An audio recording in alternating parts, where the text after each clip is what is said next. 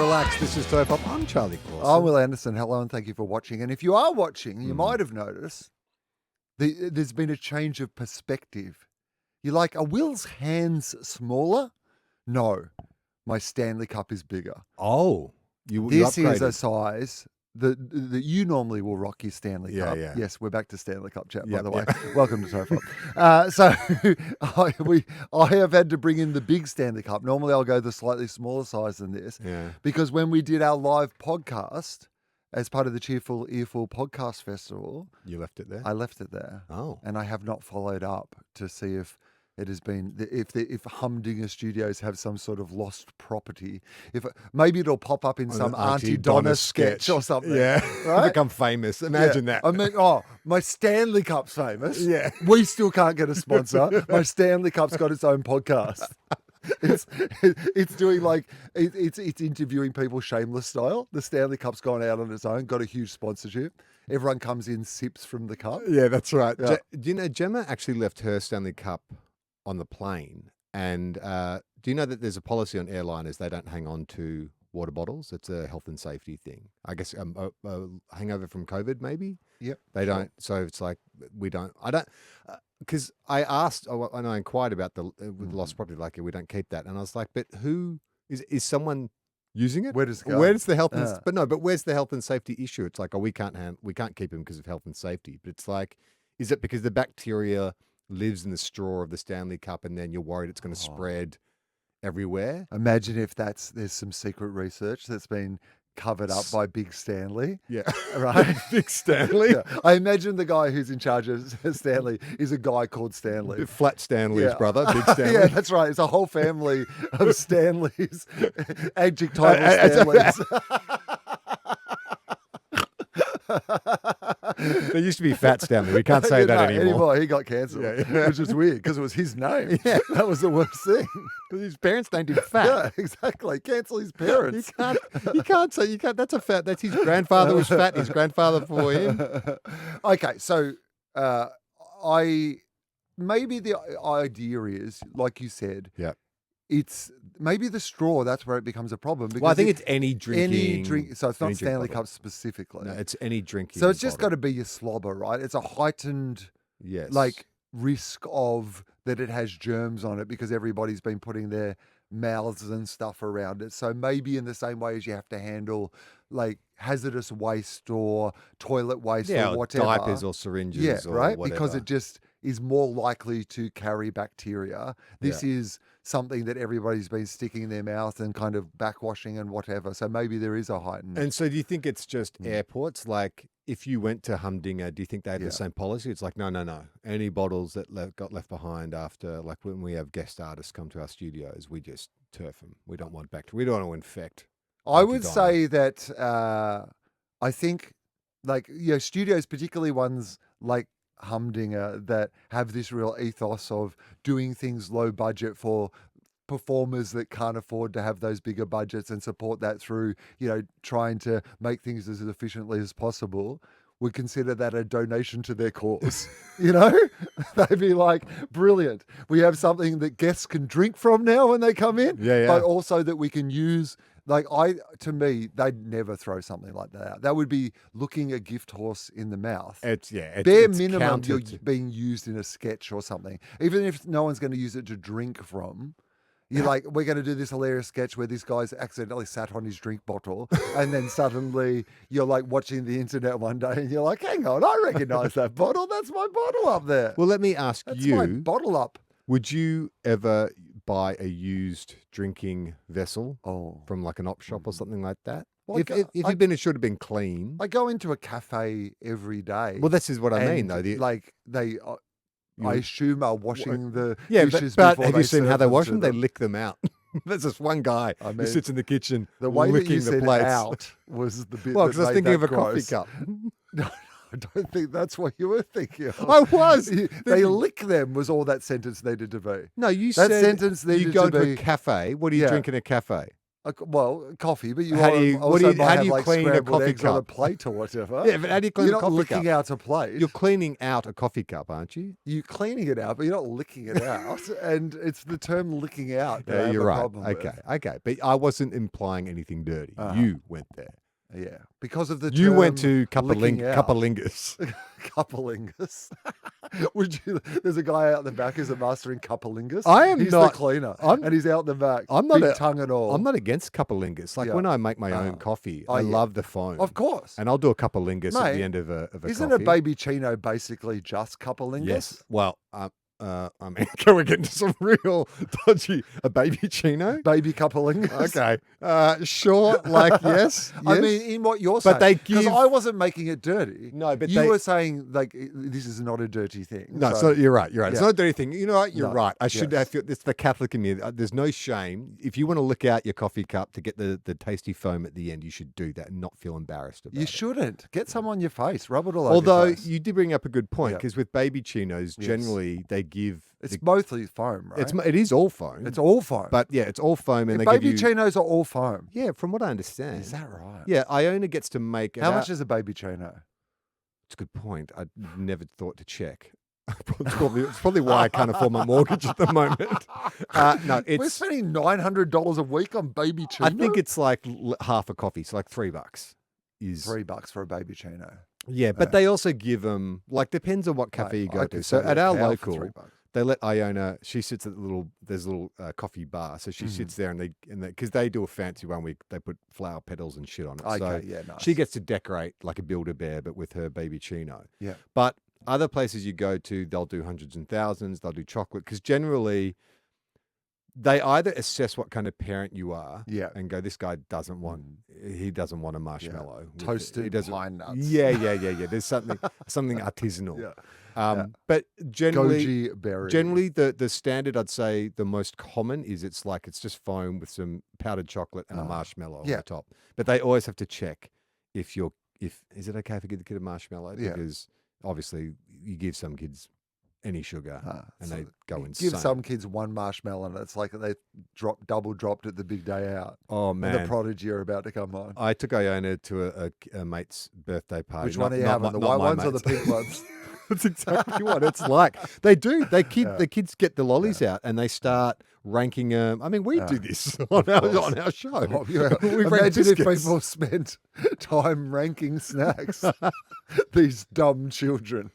Iona got invited to a birthday party at like a bowling alley, but like a time zone. So there was like you're there to bowl, but they had like arcade games and shit. And it's one of those places where you play the arcade game, it spits out tokens, and then at the end you get as many tokens as you can, and then you can pick a prize from the prize cabinet.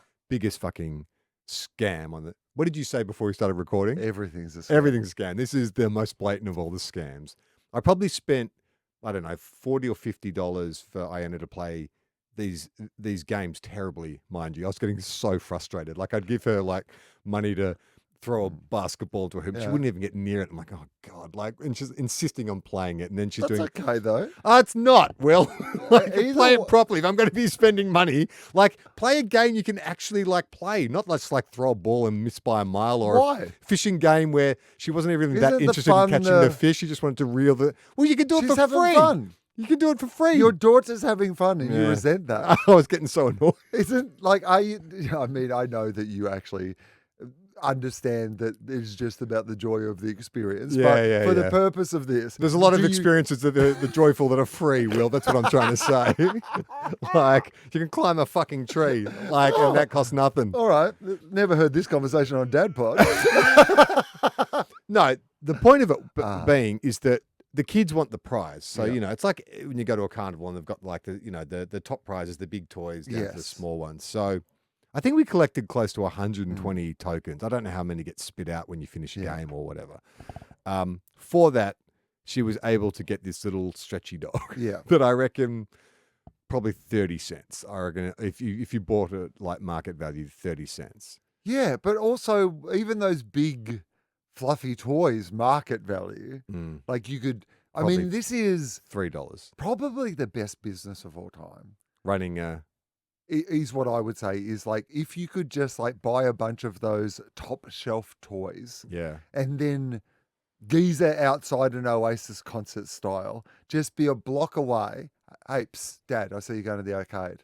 Mm. Your kid, look at your kid. Probably not even going to throw the basketball anywhere near. But once that toy off the top shelf, you come to me afterwards. Oh, yeah, I could use the toy. Like just slight markup. Yeah. You know what I mean? You get the can toy. you can actually do that. You can just buy them at the place. I don't want to lift the lid on Hollywood on the Gold Coast. Yeah. Okay. But you can pre-arrange. You can go to one of those Oh. places and say, And hey, say, my kid's hey. coming up to do the clowns or do the fishing game. Uh-huh. Can you just give her the big toy? Okay, so you pay them. so So hang you don't on. need a geezer outside. Sky News. Has Sky News heard about this? What? Because Sky News are so mad about like every kid getting a ribbon Oh, yeah. at high school sports.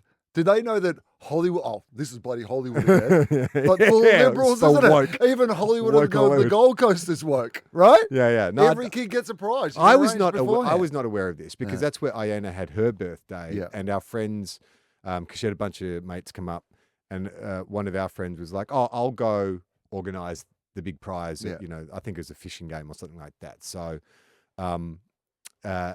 but it was almost went tits up because Iona actually won, like legit won, like on a game beforehand. It's like, oh, that was meant to be the big, like, yeah. hey, you did it at the end. But her skills. See, I'm okay with her playing that game. Will, she's good at that one. What was she good at? It's like a fishing game where you just like you grab the fish and turn it over. Oh, sorry, rubber ducks. So rubber ducks are going around a pool, And so you have to hook 'em. match them in some sort of way? No. It's just random. You It's just randomly you just grab it pulling and them look out at, of the... and finding what numbers. And then bottom. find a number. Yeah. Okay. So, Yeah. all right. Yeah. So she aced that. So you were proud of her being good at that. Yeah. Well. But you were not proud of her being bad at what? Well, it was just more. I mean, I'm sure you're proud of her. Of course. I'm proud of her Always all the proud time. of her. Always Yes. proud of her. But it's Yes. just like, can I at least show you how to play the game before you? Because she But just she wants doesn't to play. want to. No, She doesn't want your she's instruction. an expert in everything. Okay. So what does she think the game So I is get it meant on to a be? motorbike. Yeah. Like there's a motorbike game. Right. And I'm like, okay, so the motorbike game is you got to Yeah. ride it. But she just wants to ride up the wall, whatever it is. I'm like, oh, kid, come on. Can I at least show you? Can I at least show you how to? No. Because no. why? But she's having fun, right? Yeah. So why do you care? Oh, Because the game is pointless anyway. Because my brain There works is no in weird reward ways. to the game anyway. You know what I mean? You're right. Like even being good at that game is a useless skill. Well, no, but there is like, here's the discussion we constantly have with snakes and ladders, for Yes. instance, right? We love playing snakes and ladders. There's a great episode of Bluey, which is all about this, where one of Bluey's friends, they're playing an imaginary game, like a game that they've invented. Yeah. And her friend keeps changing the rules on them. Even though they've agreed on the rules, her friend will change them so it makes the game easier for her. Yeah. And Bluey says to her friend, but you got to have rules because staying to the rules is what makes the game fun. If you just change it or invent new things every time, then there's no parameters in which you can, like, there's no challenge, there's no enjoyment to it because it's just whatever. So, I mean, it sounds like propaganda from people who want you to follow rules all the time, doesn't it? well, I Sounds think like that's brainwashing from society, I don't saying, know if it is "Hey, be a rule brainwashing. follower. Don't think for yourself. Don't freestyle. You know what? Just Google things and trust the AI. Don't be an independent thinker. How about doing your own research? That's what I would say to Iona. That's You go anarchy. out there. That's Don't believe the anarchy. rules, We have mate. to have some rules, mate. We have to we Oh, agreed yeah, to all record right. this podcast. Once at a cop, always we a had cop. to. We had Always a cop. We agreed to record Spends this a few years podcast in at a Mount certain Thomas. time. If you decided just to turn up whenever, well, what does that mean? You wear the uniform and you become the cop. More no, like Boys in Bluey. it's not so much. I think, like for Iona, like kids at that age too. I'm understanding. Like, winning and losing is what's the concept of losing and being forced to be introspective is not something that a kid should have to deal with at such a young age, No. right? Like the fact that you are not good enough, if that is the implication. So If you are worried that is the message that somebody is going to get out of it, yes, is don't try, you are not good enough. So then you obviously don't want to. You want to encourage people to keep trying because yeah, we for all the know love of the game. because we all know as human beings that most things we attempt, we are going to be terrible at. Yeah, And yet we want to like give our kids hope that they can aspire and try. And we know that the best thing to do is to try, you know, because This is the worst thing about being an adult is Yeah. you have so much knowledge and you're trying to tell it to someone who is completely not receptive Yes. to any of the life lessons you have learnt because they don't think they will apply to them. Not receptive, but also like and not emotionally. Yeah, they're they're not literally pre- their that's brains not- have not developed No. to And it would be deal too or much to- regulate the I mean- different emotions that come with that information. You Our know? friend Justin Hamilton talks about it a lot, like in a comedic way, but like his mum was too far the other way, which was like, when he was way too young, she just basically said, "There's no God and the universe is nothing. great. And you go back to darkness. Good night." Yeah. Okay, so Yeah. this is another example. So Iona's really good at reading, and so her teacher sent home some like it's not young adult. I guess it's books without pictures, but for young readers. Like I don't know what they're classified as. And this one is wordies. this one's a Once you go, like you could get rid of the pictures and you just go straight wordies. straight to wordies. You on the wordies? So this one I kind of read with her. So she'll Yeah. read some of it, but then I read the The majority bits of that it. she But doesn't know. exactly. Yeah. And so this is a book. It's a non-fiction book. She loves dogs, About obviously. World War II. Well, I mean, you're not a million miles off in terms of like the level of distress in her world, because it's a non-fiction book about this guy, this ultra marathon runner, who he wrote this memoir about doing this ultra marathon in China and finding this dog on the street, and this dog accompanying him on this run, and him becoming very close with this dog, and then arranging to have this, like, bonding with dog so much that when he finished the marathon, he arranged to have the dog sent back to him in the UK. Yes. And then it's the book is all about the complications of that and finding the dog and all this kind of stuff and blah, blah, blah.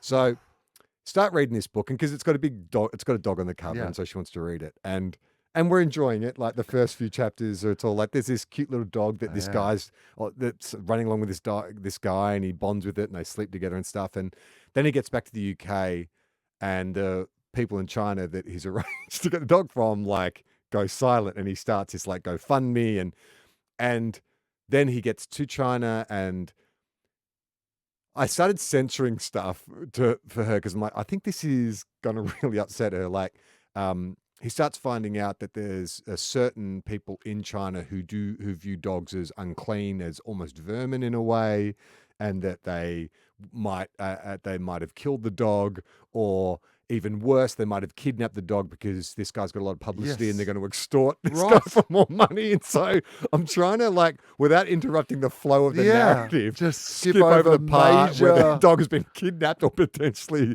murdered. Now, she's smart enough, your pick up, daughter, to pick up if you just are skipping whole chunks of things. So do I'm you have not- to kind of fill in On the fly, gaps dude. yourself? It's improv. It's real good. It's Yes, good, actually, and. good training. It's really good Yeah. training. So I'm reading it, and then without breaking stride, I'm like, Lee Zin called me and said she was worried that the dog might have been given too much food. And got a full belly, and worried that in China there's some people who love dogs too much. You know?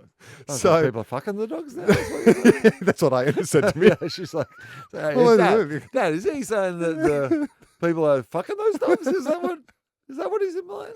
So but she clued that something, you know, because the tension of the book is this guy can't find the dog, and so she starts getting nervous, and she's like, she's going, can you go to the last page and read me the last page so I know the dog's okay? And I said, look, he wouldn't have written the book if, like, it's a sad ending. I said, look, the dog's on the cover. Okay.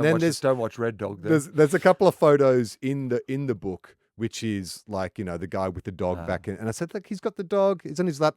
It's all going to be fine. Because this is her thing. I've told you before, she doesn't like watching movies because she's a really sensitive kid and does not like antagonists. No. She only likes stories in which someone wakes up, it's the best day ever, and it finishes awesome. Yeah. You know, there's absolutely zero opposition. To be honest, in today's world, is that not a story you would also like to see? Oh my God, absolutely. I mean, are we not, because the world is so harsh and like can be so challenging at the moment, I think for everyone on so many different levels of society, like my appetite to be watching things that like are full of anti-heroes and darkness and like it's exhausting. I'm like, I actually don't mind the idea of Iona's approach to storytelling, which is, it's time to maybe throw out a few Robert McKee books and bring in a few of Iona's. Let's start good, get better, finish on a high. But even like bickering, like she doesn't like. I tried to show her Toy Story, and Woody and Buzz Lightyear, they argued. She found that too confronting.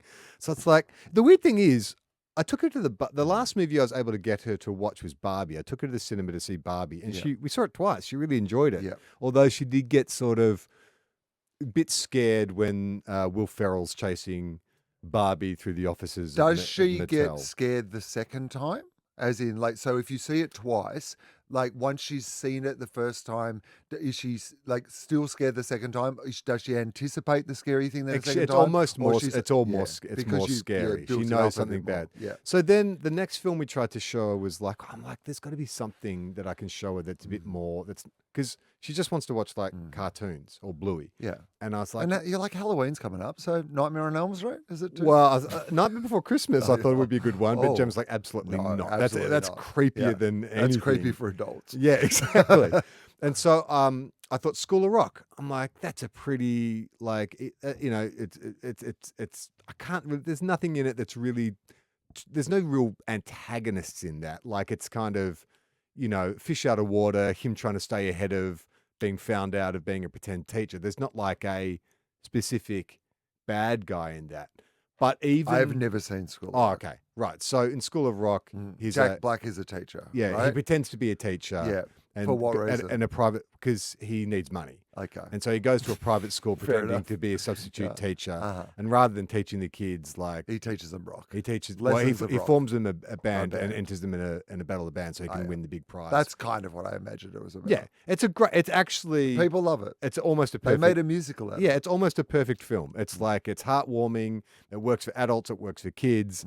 But I can't. There's no real obvious antagonist apart from his own ego or his. No high school principal or something. There who's is trying a to high school, keep them out but the she's kind Battle of the an Bands or she's kind of something? an ally. Uh-huh. She's she's not Yeah, really a it's bad not guy. that sort of old school. The dean's trying to shut down our sorority. No, or whatever. no. Or it's maybe the kind of the parents, the sort of stuffy, Oh, yeah. the stuffy That's right. conservative We're private school snooty. parents, the snooty And parents. we don't want our kids to be Yeah. like playing in a rock band. But can We you expect they're going to be future lawyers and doctors and productive exactly? members But of society. there's no real kind of moment of confrontation. Like the parents do sort of catch on to him at some point, but it's not like it's not like a high drama or high stakes. It's played for laughs, like Benny Hill, he gets chased through the school by the angry parents or whatever. But that's it. But even then, she was like, we didn't even get to that point because just the sheer fact that he was being duplicitous was she too didn't much like that. tension. Yeah. She didn't like that he was Because she thought he lying might get about being a caught. teacher. Yeah, it's like oh, him, yes, you know what I okay. mean? Which I kind of get. I mean, I understand that. That's kind of That like is part of the tension it's like of the a break. storytelling. I mean, that's the tension of Breaking Bad, right? It's Yes. like, oh man, he's pushing it too far. Yeah. So that's what I'm going to show her next. Is Breaking Bad. I think so. And then take it back a little and say, you want to watch this other one again? You enjoy this, or I'm going to show you some Breaking Bad. Well, what's your brain bleach like when you are wanting to watch something that is because I understand that thing of like, oh, I don't think I can sit down and watch this. It's too intense. I absolutely have an answer to this question. Like a recent it's answer not to the this Rookie question. again, is it? I've finished The Rookie. Okay, good. I finished the entire. I'm now on the hunt for new episodes of The Rookie when it comes out. But at the moment, I am up to date on The Rookie. Okay. I wanted to have a little side conversation. And Okay. we'll come back to this. Because something you were just talking about, which was, well, just reminded me. I went and saw a musical the other night. I will not say what it is because it will become apparent why I'm not saying what it is when I ask you this question. I saw it on a night where one of the main characters was a understudy, but it wasn't advertised as such. But I looked afterwards because I was just like, this person cannot be the regular person because it was a performance that I just was like, have they seen the show? Like, this is a famous show that, like, the musical itself is a famous musical, and this character in this musical has been done iconically, and most people who do it do a impersonation of the first person who does it. That doesn't narrow it down too much, like, because that is a thing that happens in musicals in general, right? Yeah. But it was like they It was like one of those nights, and I don't even want to get into, because like the person was an understudy, right? Like, but they are like, it was a regular night of the week, and they were like, there was no sort of, they were just doing the job in this show where they are a big part of the show. Yeah. What's the responsibility, do you think? Would you feel ripped off if you go and see a thing on the night when The understudy's it's on. not, if they're not like the level of like that makes the show as, because I've seen this show before as well, so I had that thing to compare it to. For people who've never seen it before, maybe they went in and were like, "Oh, this was great," because the show's a great show, and you know. Again, I don't want to like make this about the understudy, because I know it's not there. I don't know what the, even in theatre, because you haven't really done musicals, have you? No. So I don't know what even the expectation of. I kind of think if you're the understudy, you almost have to be as good as, like, because if you're going to fill in, right? I've seen a few understudies Yeah, what do in you think? musicals, and I've always felt like the musical is the star. Yeah. Like, unless it's a really, really big name who, is doing the musical. That's what you're going for. It's the character. You're seeing Frankenfurter or, you know, the Book of Mormon or whatever. Because I think Josh Gad was doing Book of Mormon in London, or someone big, when I saw that in London, and it wasn't. And the understudy was great, but that character is great. Yeah. Like, I think it's Matt and Trey writing it. Like, you don't really have to try that hard. But I guess it depends on the specific character. If it's like a Beetlejuice, or am I getting closer to what? If that's what it was Book of Mormon? I will not say for the sake of the person who was Protecting, playing the thing, but let's say it was, for the example. Okay.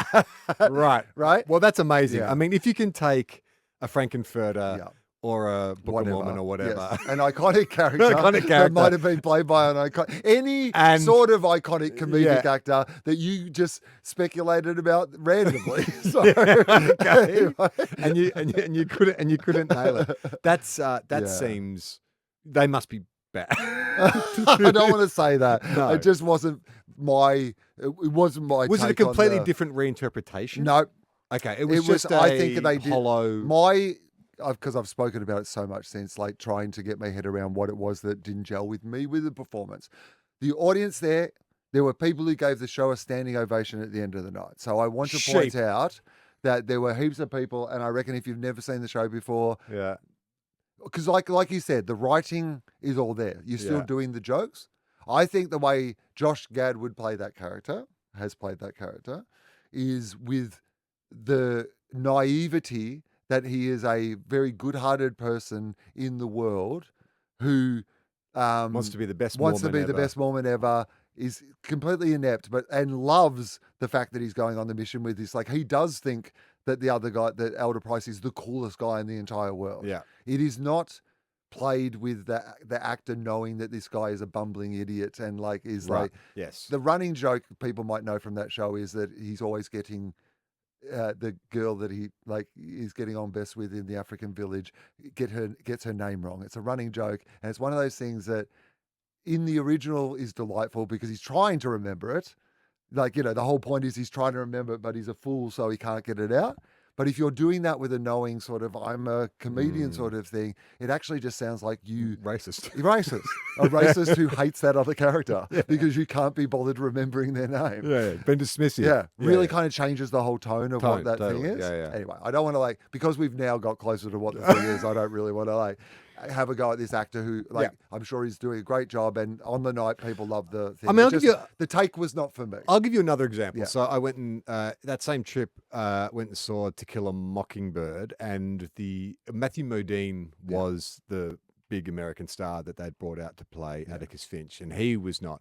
And there was an understudy who I think was just an English actor playing Atticus, and I actually think that this is an instance where the reinterpretation worked quite well, because everyone knows Gregory Peck's Atticus Finch. It's like one of the most famous fathers in history, where he played Atticus as a lot more complicated and conflicted, who had grown up in this area and had relationships with people in the community, and wasn't just this kind of straight up and down noble hero or did the right thing, like someone who was trying to reconcile with his history growing up in this town. And I thought, that wasn't how I imagined.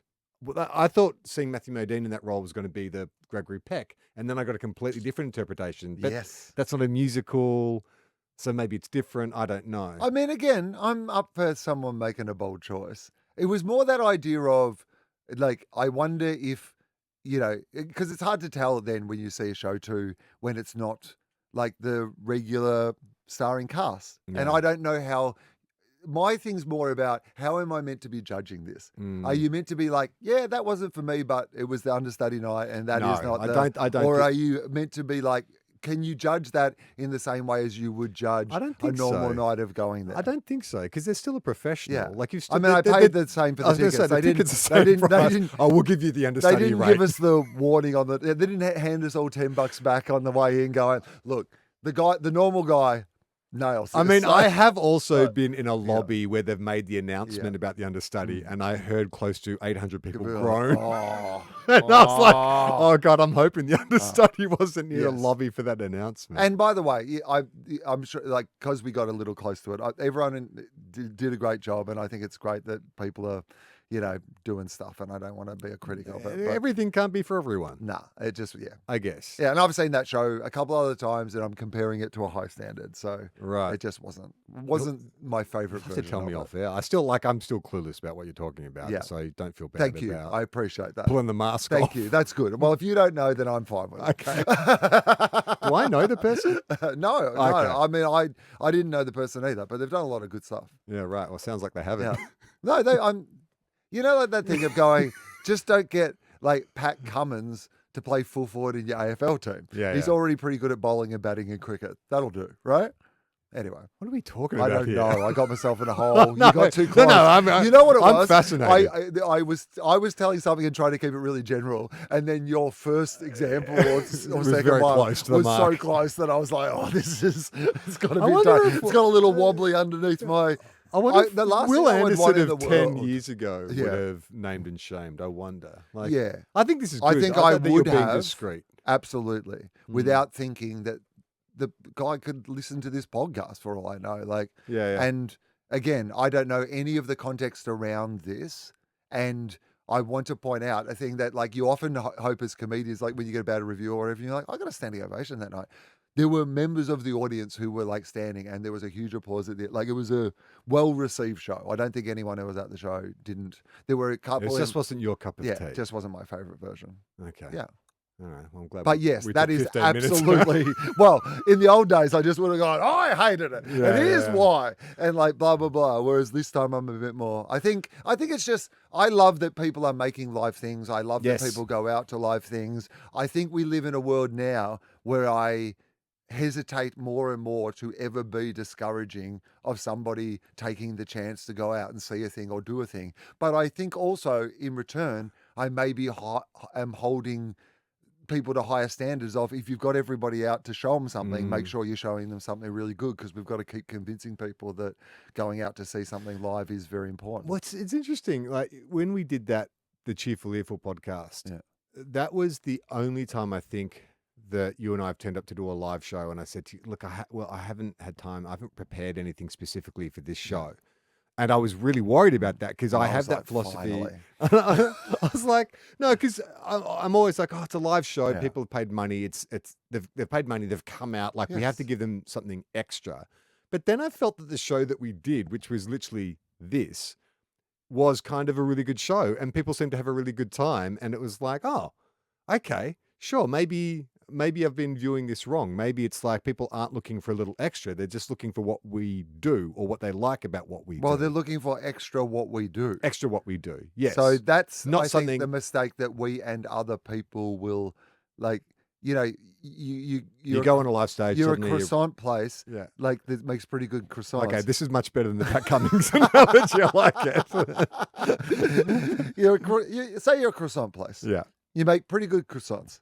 And then one day you have a crisis of confidence. No, I've just turned in that Rich Orbian about Tom Cruise. Yeah. Pretty good pilot. So instead of just put another croissant on the menu that is like a different flavor croissant, don't suddenly, bring in fish and chips as well. Like, just thinking, oh, there's more people coming now, we've got to offer more things. No, they're coming because they like the croissants. Right? So what you really want to do is just like, this one's fresh out of the oven. This one's more, I think we gave our audience the most value we've ever given them because we gave them for the first Ourselves. time ever what we actually do on this show, which is what they imagine if you went to see, you're like, oh, I loved Get Back, and like, you know, what is that what it was called? The Beatles documentary. And yeah, I love that. Imagine what it'd be like to you know, I've got a time machine and I can go back and I can sit in that room, you know, watching as they come up with those songs. And then you get there and they're like, oh yeah, we heard you coming, so we've got to the best bits. And you're like, no, that's not what that's actually not what I came here for. I came here to experience something that I can't reproduce at home. And I think the more and more that things become, you can make anything, the more and more you have to do one thing well. And I think that's what I loved that show so much because it was much more like what we do here, which was we were talking before the show, we had half an idea, we decided to just run with it, and it became great. Like I thought it was one of my favorite live shows we've done just because it felt like a regular episode of this. Yeah. I mean, I guess it depends on the room you're in, the size of it, because obviously, you know, once you get to a certain if number, it's us, it's small. Yeah, that's right. But that's what I liked about it was it felt like we had like, you know, 80 to 100 people in the studio where we'd record. It's like, okay, this is what we're going to do.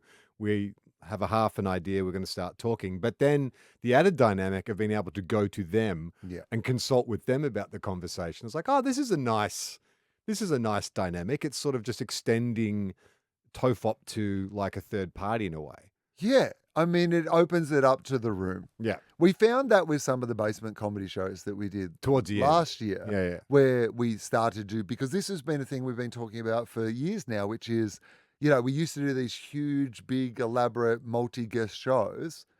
And then we were like, well, we want to go, you know, back the other way and like make it more and more intimate and more interesting. And I love that it does feel like you're all, because I guess because you are got that sense of podcast community almost that we liked when it first started out, which was it was almost an underground thing again. And we would go to the LA Podcast Festival or whatever it would be. And the thing that united everybody was that they liked podcasts. Yeah. And they would go from one podcast to the next. And I think that Cheerful Earful, people are doing like their own shows, but it still has an element of that. But it was more just the way we approached it. And I think because we had to change the show last minute to, you know, 9:30 on a Saturday night, which was a real weird off-Broadway time for people who'd all booked at 5 o'clock on a Sunday.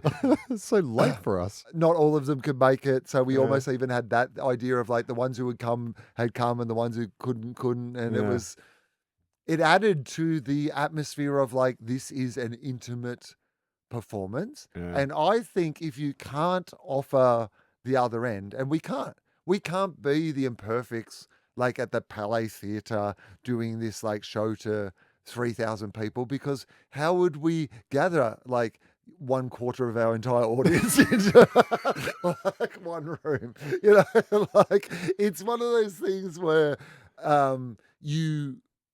I think that it's the intimacy is the strength. You make whatever your weakness is the strength of what it is that you're doing. And, you know, now that are we Australia's longest running comedy podcast? I've been saying that. I did a listener sales event last week, and that's how I declared that we are Australia's longest running, continuously running comedy podcast. Yeah. Which I think must be true, because since Dum Dum finished, well, who else would it be? I mean, there might be one that's still just been chugging along behind the scenes that we're not aware of. So we're not trying to steal. If there is one, let us know. We'd love to know about we'll it. Take you out. Yeah. Oh yeah, we'll get you like we got Dum Dum. Yeah. I start to white ant. Get involved in whoever they are. These two people have happily been podcasting together for 20 years.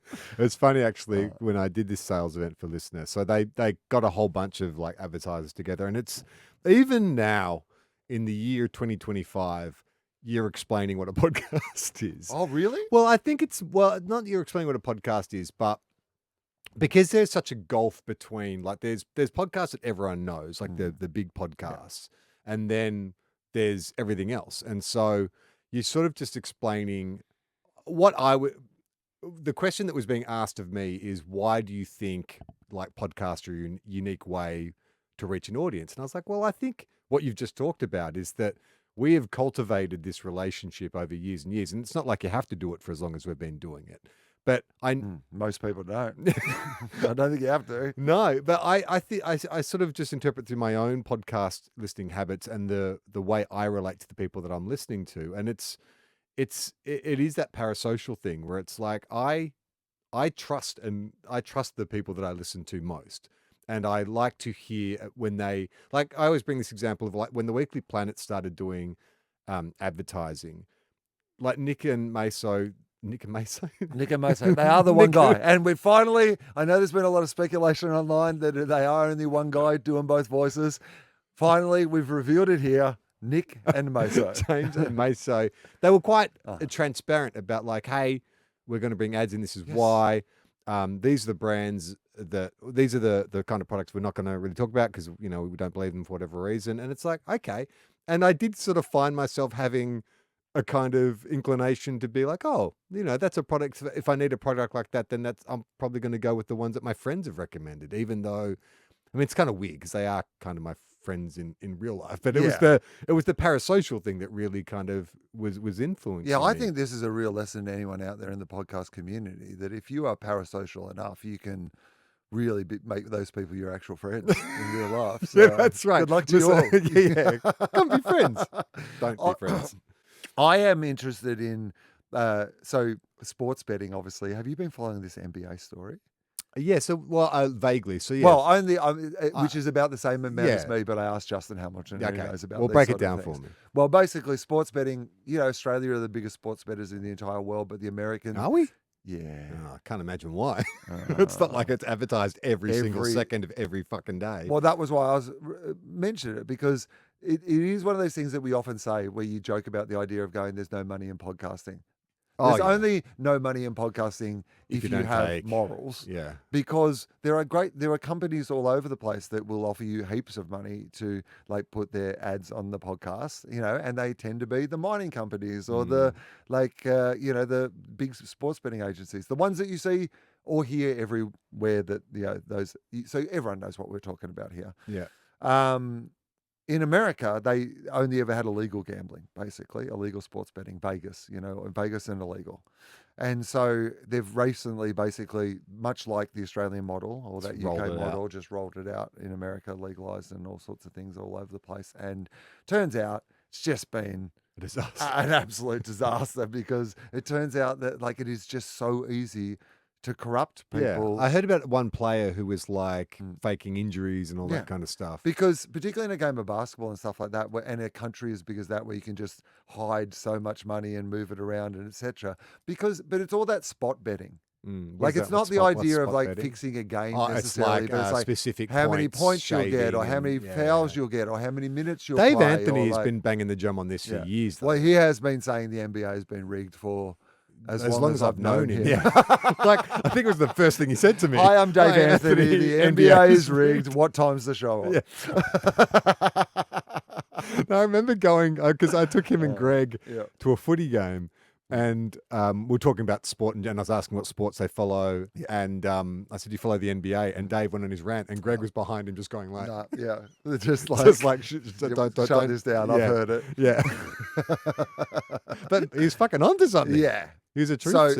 But the bit of it that is most fascinating is that some of these players and coaches, like one of them's a NBA Hall of Famer, the coach, and they've been involved in these, like, they're making $100 million, like, anyway. Like, like, as in their careers. That's their salary. Before they... Yeah. Well, because that player, I think, was on a contract worth $150 million or something. It's incredible, the level of, corruption and greed that is infused. But doesn't that into just go to show how addictive gambling is, or the impulsive nature of... gambling, that it's almost like why you should keep it out of the sports in the first place. Yes, 100%. The majority of the abuse that AFL players get online is gambling related.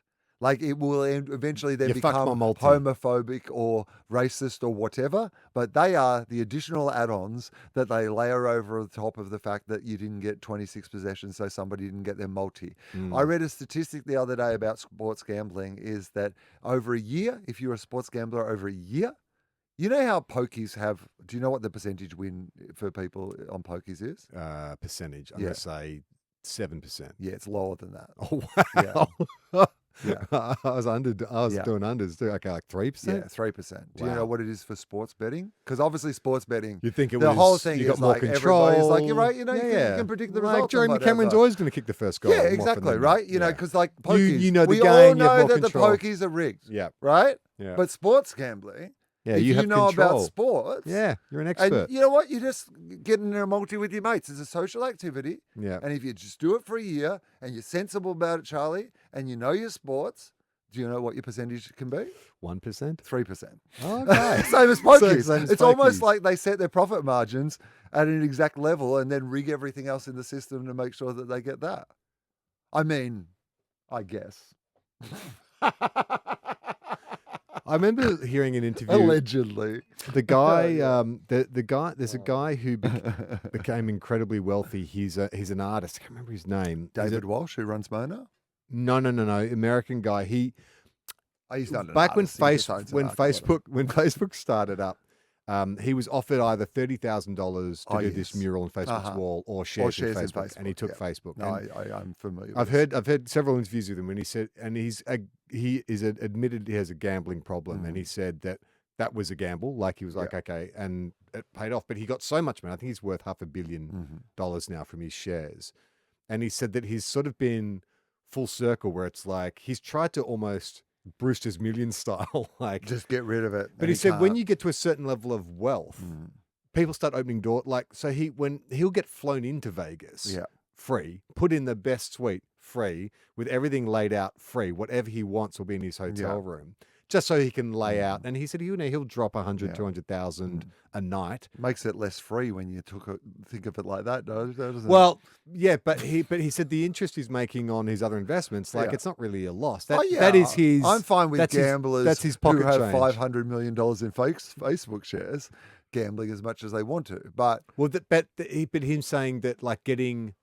Like that is the addiction. It's the dopamine hit. There's no relief from it. Like you fool yourself. When he had no money, he was like, "Well, if I win big, finally, like my problems will be over. I can pay my rent or whatever." Yeah. But then that wasn't an issue anymore, and he still needed that dopamine release, regardless of like it's not really about a financial outcome anymore. It's just like I need to I'm addicted to the risk and the feeling that I have with I could potentially lose this money, even though it's not actually going to make a difference to me. Okay. Well, firstly, here's the number one thing that I would say to most people. You are going to lose the money.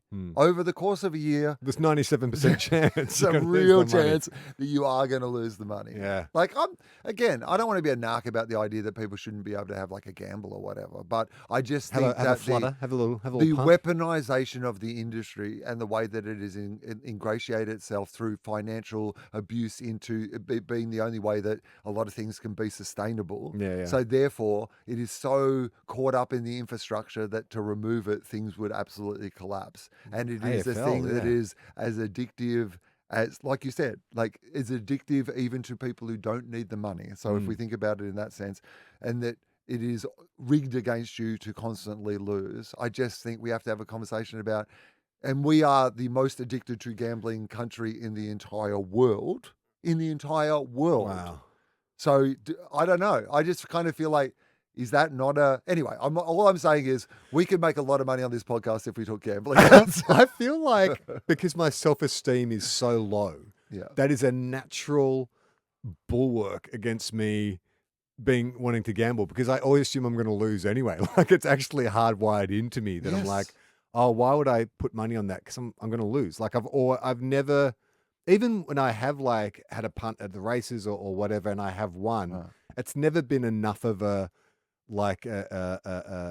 has never tempted me to do it again, because I'm like, well, that's unusual. That's never going to happen again.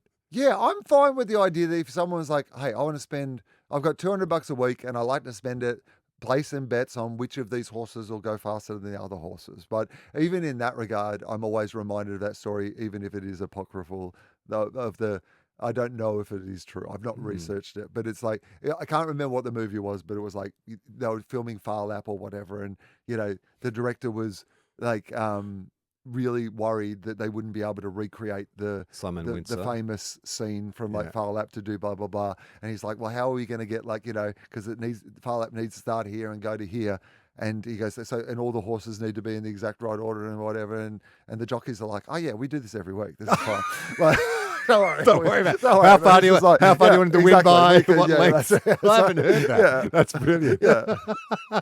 So again, you know. Amy, how long are we going? And have you got a jingle? Hello. Have you got a jingle? Oh, hi, Amy. Welcome. Hiya. You're back. Amy's back. Amy, let me tell you, Will, so popular. Every time Amy appears on the show, we just get so much going. So a many lot of messages feedback. just saying she's awesome, saying they love Amy, more Amy, please. Okay, well, more Amy. How long have we been going for, Amy, once you cut out my minutes. 30 minutes? Almost 50? Oh, ruining okay. all the sponsors of listener. Can you drop a jingle for us? A Crack That Pack jingle? Do we have any other jingles? Hold on. So, Whoa, you never know. Have you been working on one that we don't know about? This is... thanks. And this is a very special Crack That Pack all right. for this bulk record, because I've often talked about my local bakery having great biscuits. And so this was like the biggest pain in my ass to bring this down, because it was too big to put in my carry-on because I'm only here for the night. Yeah. So I had to, like, someone from Price Waterhouse carrying the Oscar winner, like I had to carry this box all the way down from the Northern Rivers. I like it. From... That's kind of your version of the people who used to get on the planes with the Krispy Kremes. Yes, that's right. I didn't know what to do with it because I was like, do I put it in the overhead because it might get crushed? No. Do I put it at my feet where it might slide around? Oh, no. So I kept it on my lap Yeah, the hold whole it. way. Precious. So I've been holding this Yes. box for the last 24 hours.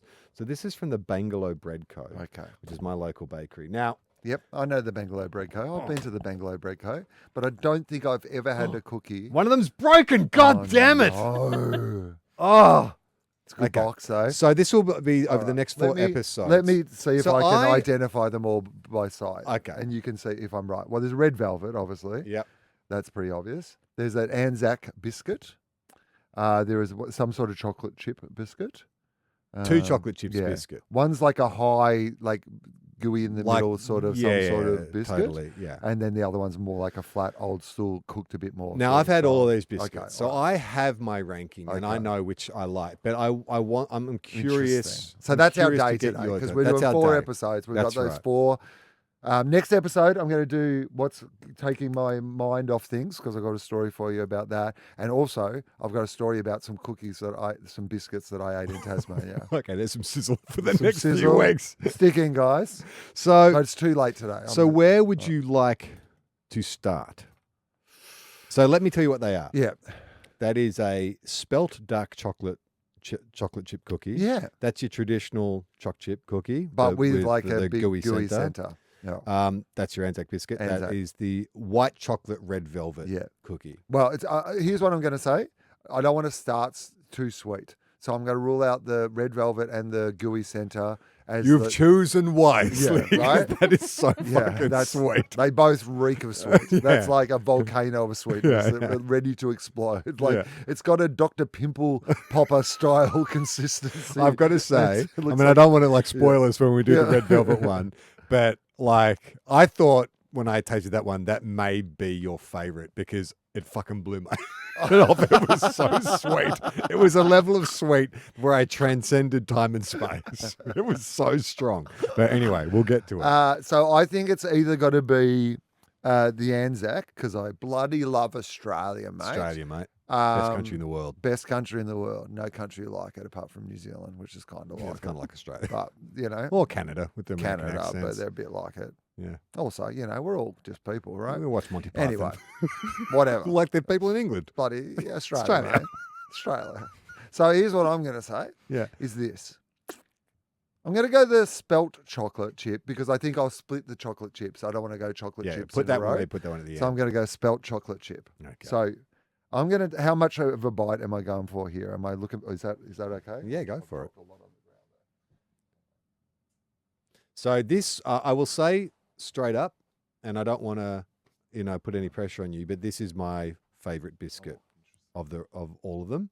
And I was it's a vegan biscuit. So I was immediately suspicious when I saw them selling this one, but I love it. I love it. I love the texture. I love the dark chocolate. I'm not really a dark chocolate kind of guy, but this is a particularly good dark chocolate.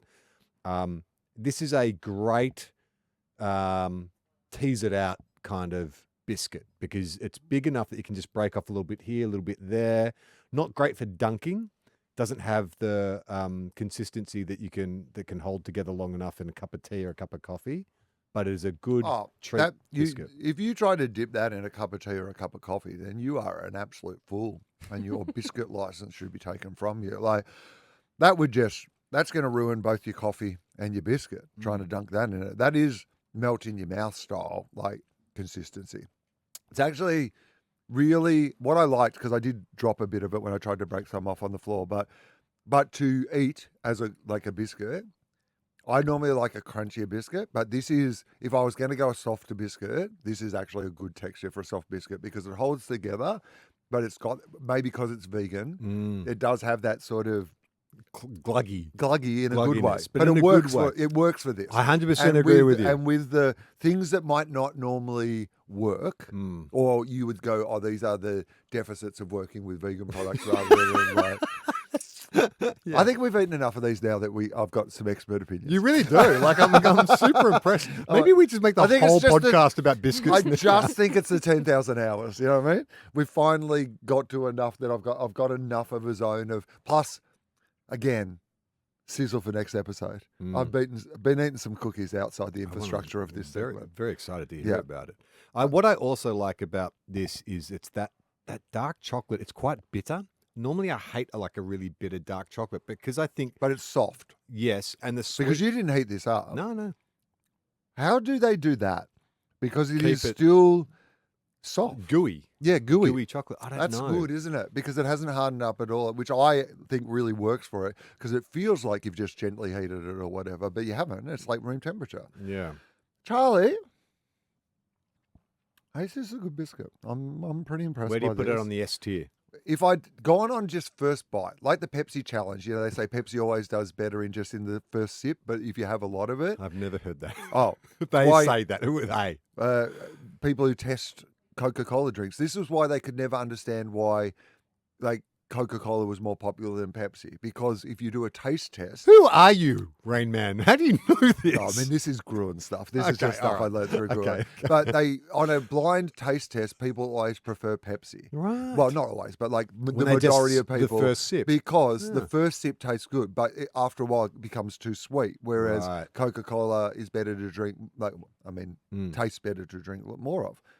I think this it's got that Coca-Cola style staying power in that when this is finished, I'm definitely going to eat more of this biscuit. Yeah, it's a perfect balance between the bitterness and the tartness of the chocolate and then the sweet brown sugar. It's got the depth. Dough. That's what I was going to say. It's that depth of flavor of the brown sugar. It's really nice. It's a really nice biscuit. Yeah, that's an A for me. I thought that was eating your vegetables before you get to the desserts, but I feel like that is going to be hard to beat. We might have I'm going to say A as well. You know what? Yeah, I'll give it an A. Yeah, all right. Wow. There you go. That was actually... Wow. But we haven't had an A in a long, long time. No. And you think about, too, like how we've been slumming it with those shitty supermarket biscuits. Like, what was that one? The Malteser biscuit and the Mars bar biscuit and all these shitty knockoffs. And then this has been a win for artisanal. You got to go to a bakery. Homemade bakery. Nothing better than a country bakery. That bakery is a country bakery. Like it's got locally a touch sourced of modern about it. Yeah. But not too... They have merch, of course. Yeah, of course. Everywhere does now. But I will say... They have homemade it's a bit conserves. still old school country bakery. Yeah. And that doesn't have the flavour. It has the shape and texture and appearance of an old school country bakery, but it has been elevated to a level that, like most of the Northern Rivers, it has been gentrified. And I give that gentrified biscuit an A. finally vegans have demanded nice tasting stuff. Let's plug some other shows that come out. Yes, okay. I've done a new series of The Video Store with Guy Davis. Always love that. What's the theme? The theme this week is erotic thrillers, the rise and fall of erotic thrillers. Like your Basic Instinct style. Well, that's Sliver. So that is where we feel like it has reached its zenith in the 90s, and then it sort of tailed off. And so we start off in the 80s with films like Body Heat and Fatal Attraction, moved through the 90s into the 2000s to where we are now, which is virtually non-existent. So that's a great series that will be available in the feed. Also, the Friday night live stream is back on Patreon. So if you're curious to jump on with some like-minded TOFOP fans and have a chat with me, the Friday live stream available on Patreons. We sort of do it round about 8 p.m. on a Friday night, but you can sign up at any level and take part in that. Thanks for the feedback, by the way, to the Hamofops. People seem to have really enjoyed those. They want you to do another one. Yeah, well, Justin and I have been talking about it, maybe even like doing some stuff that might be... So Patreon subscribers... People love hearing you guys talk about movies specifically, movies and TV specifically. So Patreon subscribers got that a month before or more before everybody else did. That's a good reason to join up to Patreon. A couple of weeks ago, I had a show at the Sydney Comedy Store on the Sunday that we had a few tickets. We put up a last minute, you put up a, hey, if people wanted to come down. So join up to the Patreon. I'll try to think about it a bit more like that in the future as well, if there is any opportunity. Now that we know that in 24 hours, there is a few people who are like, oh yeah, I'll come out and whatever. People like freebies. Yeah. Well, that's good though, because sometimes there is a thing where you're like, oh, it'd be good for me to have 10 extra people up the back to fill this room out tonight versus, and so we're just going to try to add just more and more value to the 100%. Patreon. And so Justin and I have been talking about a way maybe we could do something for that as well. So great. And we should also let you know we're doing an upcoming Ashes series. Two guys, one, and we'll be returning. Very soon. And in fact, will it be on by the time, almost be on by the time? Almost, in about a week or two. Yeah, so very soon. I'm a bit nervous about it because I've been trying to sort of get my head back into cricket, and it's doomsday. There's not a lot of people feeling like Australia's going to do well in this series. Oh, I remember last Ashes when I got back into it, I would go to bed so anxious because I didn't want to watch it the whole game, and so I'd go to bed anxious and hoping that when I turned my phone on that somehow we'd won a game. But I feel like this is going to be even more anxiety inducing. It's going to be a really interesting series. Full stop, I think. That's the one thing I do know. It's definitely not going to be one of those things where Australia will whitewash them. And if we do, then that will be the most hilarious and fun thing ever because we don't seem to be in a position to do that. Yeah. In fact, I think I am a little worried, particularly with, our great captains. His name's Pat Cummins. Are you familiar with him? Yeah, he makes from an earlier full forward for Geelong. For croissants. He makes croissants. Great croissants. Anyway, I think it's going to be a really interesting summer, so we're going to have special guests on that series as well, for cricket fans that we're friends with. Yes. Okay, that is TOFOP for this week. I'm Charlie Clausen. I'm Will Anderson.